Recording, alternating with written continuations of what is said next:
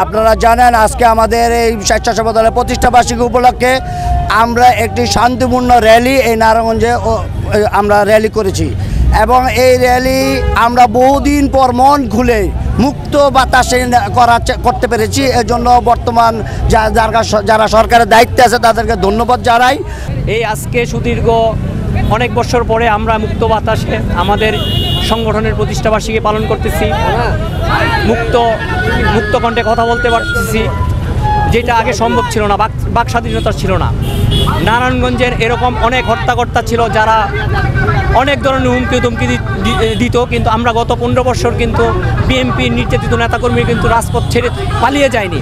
আপনারা জানেন আজকে আমাদের এই স্বেচ্ছাসেবক দলের প্রতিষ্ঠা বার্ষিকী উপলক্ষে আমরা একটি শান্তিপূর্ণ র্যালি এই নারায়ণগঞ্জে আমরা র্যালি করেছি এবং এই র্যালি আমরা বহুদিন পর মন খুলে মুক্ত বাতাসে করতে পেরেছি। এজন্য বর্তমান যারা সরকারের দায়িত্বে আছে তাদেরকে ধন্যবাদ জানাই। আমরা কোনো রকম বাধার সম্মুখীন হই নাই। আমরা এখন বুক ভরে নিঃশ্বাস নিতে পারি। সে খুনি হাসিনার এই দেশ থেকে ত্যাগ করেছে। সে একটা সময় বলেছে এই দেশ ছেড়ে যাবে না, সে কোথাও পালায় না। আসলে সে তার নিজের দলের কর্মীদেরকে ফেলে চলে গেছে। এটা হলো বাস্তব সত্য কথা। আমাদের নেত্রী কিন্তু তা করে নাই।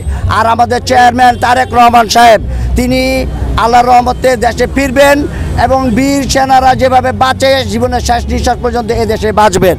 আমাদের স্বেচ্ছাসেবক দলের প্রেসিডেন্ট উনি আসার কথা ছিল, উনি SM জিলানি ভাই উনি অসুস্থ হওয়ার কারণে আসতে পারেন না। এই জন্য সবার কাছে দুঃখ প্রকাশ করেছেন। এবং আমরা আরেকটি কথা বলবো, আপনারা দেখেছেন যে একজন মেয়র যে ছিলেন সে চলে গেছেন আজকে।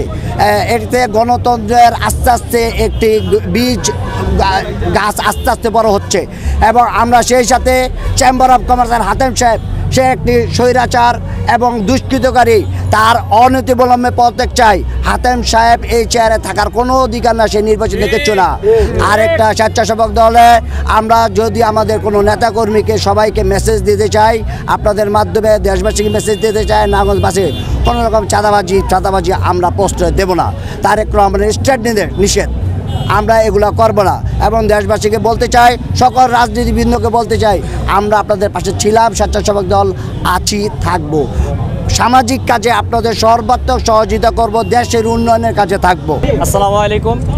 নারায়ণগঞ্জ মহানগর স্বেচ্ছাসেবক দলের পক্ষ থেকে বাংলাদেশ জাতীয়তাবাদী স্বেচ্ছাসেবক দলের 44তম জন্মদিন উপলক্ষে, প্রতিষ্ঠা বার্ষিকী উপলক্ষে সবাইকে জানাচ্ছি মহানগর স্বেচ্ছাসেবক দলের পক্ষ থেকে সংগ্রামী শুভেচ্ছা ও অভিনন্দন। এই আজকে সুদীর্ঘ অনেক বছর পরে আমরা মুক্ত বাতাসে আমাদের সংগঠনের প্রতিষ্ঠা বার্ষিকী পালন করতেছি, মুক্ত কণ্ঠে কথা বলতে পারতেছি, যেটা আগে সম্ভব ছিল না, বাক স্বাধীনতা ছিল না।